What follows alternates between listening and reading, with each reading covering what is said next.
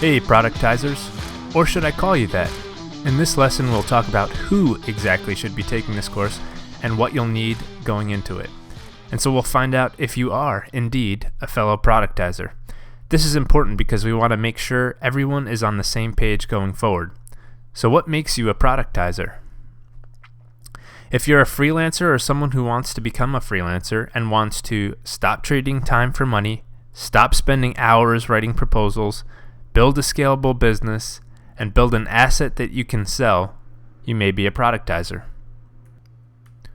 Or, if you already run a web design and or development shop and you want to even out your cash flow, capture more of the low to mid-range market and do it profitably, improve efficiencies in your current business, or even create a separate branch of your business that targets a specific niche and is more scalable, then you may be a Productizer.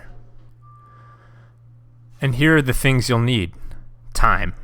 An extra 10 hours per week when you're starting out is about all you'll need to get going. Commitment. The commitment to complete the lessons and worksheets in this course, especially in line with that 30-day plan.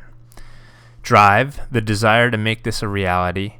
And finally, design skills are certainly helpful. This is a web design business after all, but you certainly don't have to be a great designer. So you won't need programming skills, though a basic understanding of HTML and CSS is helpful. Startup capital. We're assuming that you're going to be bootstrapping this business and then using revenue to grow it. Or killer design skills.